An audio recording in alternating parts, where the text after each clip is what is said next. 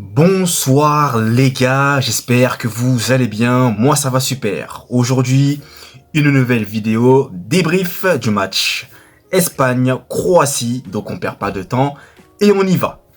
Déjà on commence par la victoire donc de l'Espagne 3-0 contre la Croatie avec des buts de Fabián Ruiz, Dani Carvajal et Alvaro Morata. Alors déjà premièrement, je tiens à dire bravo au match de l'Espagne, je dirais l'Allemagne, de l'Espagne. Franchement, ils ont été mais vraiment efficaces, très bons. Là, pour l'Espagne, j'ai enfin vu un jeu différent de ce qui était proposé avant. C'est-à-dire vraiment le jeu, la passe à 10 quoi, en gros. Hein, comme le Barça, sur les époques de Pep Guardiola notamment, avoir vraiment la possession du ballon. Là, c'était vraiment pas ça. Vraiment un jeu différent, même s'ils avaient quand même la possession, mais ça se projetait vite vers l'avant. Voilà, il laissait aussi la possession parfois à la Croatie. Et ils étaient vraiment efficaces devant les buts. Et ça a été le cas lors de ce match. Puisqu'ils ont vraiment, pratiquement été vraiment bons devant les buts. Donc honnêtement, quand je dis pratiquement, c'est parce qu'ils ont quand même manqué des occasions. Mais dans la majeure partie de leurs opportunités, ben, ils ont converti en but. Et eh bien, ça confirme bien que l'Espagne a vraiment changé. Et ça, c'est vraiment bien. Et puis, ça fait quand même flipper de voir une équipe d'Espagne aussi dangereuse devant les 30 derniers mètres, quoi. Donc là, clairement, déjà, première chose, l'Espagne, super. Ensuite, maintenant, pour parler un peu de la Croatie, défensivement parlant, c'est fragile. C'est trop fragile. Le premier but d'Alvaro Morata, là, j'ai pas compris. Un espace, un boulevard laissé à Alvaro Morata, comment est-ce qu'il peut se faufiler comme ça aussi facilement, aussi simplement. Là déjà, à partir de ce moment, je me suis dit, ça sent pas bon. Ça sent pas bon. Et bah, j'ai bien eu raison de le dire. J'avais d'ailleurs misé sur une victoire de l'Espagne. J'ai bien eu raison. Hein. Mais voilà. Sinon, clairement, la Croatie, malheureusement, n'a pas su faire preuve d'efficacité devant le but. C'était très compliqué. Il y a des joueurs qu'on n'a pas trop vus, notamment Modric. Voilà, c'était compliqué aujourd'hui pour lui. Mais il n'y a pas que lui non plus. Voilà, Kovacic, c'était un peu aussi compliqué, même s'il a eu des petits moments intéressants, mais sans plus.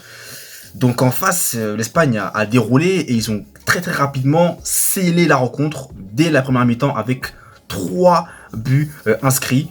Et je vais notamment parler aussi de Lamine Yamal, qui nous délivre encore une fois une performance titanesque. Je vous rappelle son âge, 16 ans. Et oui, il n'y a pas d'âge, je suis bien d'accord.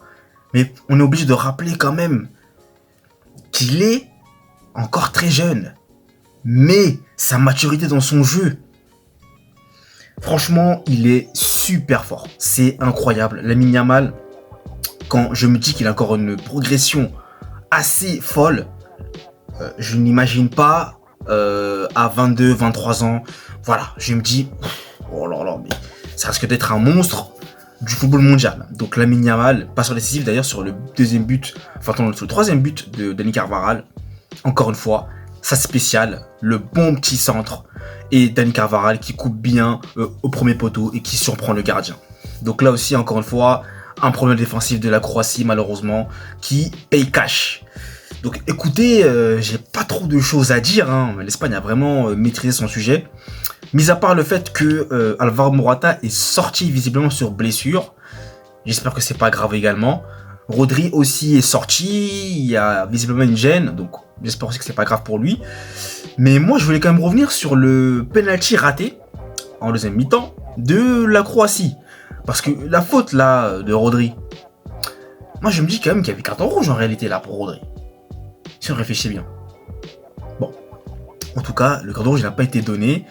D'ailleurs, dites-moi comment est-ce que vous en pensez de ça. Mais en tout cas, tout ça pour vous dire que eh bien, l'Espagne a déroulé. Voilà, l'Espagne commence bien son euro, 3-0. Parfait. La Croatie, en revanche, va devoir réagir assez rapidement contre l'Albanie. Faut qu'il y ait une victoire. Vraiment, ça serait le meilleur scénario possible pour eux. Et l'Espagne ira défier l'Italie pour un bon petit match là qui s'annonce là encore très passionnant. Mais en tout cas, l'Espagne, ils sont là, hein. Ils sont présents. Faut falloir compter sur eux dans cet Euro. En tout cas, ils ont clairement envoyé un message avec cette victoire assez expéditive et claire, nette, sans détour. 3-0, sans laisser la moindre chance à la Croatie. Donc écoutez, nous verrons bien ce que nous réserve l'Espagne sur le deuxième match qui les opposeront donc à l'Italie, et la Croatie, donc comme je vous le disais, devra absolument relever la tête contre l'Albanie. Donc voilà pour ce débrief, c'est désormais terminé. Merci à vous de l'avoir suivi, n'hésitez pas à liker, à partager, à vous abonner, ça fait hyper plaisir. Et nous, eh bien comme à mon habitude, on se retrouve très vite pour de nouvelles vidéos et de nouvelles aventures.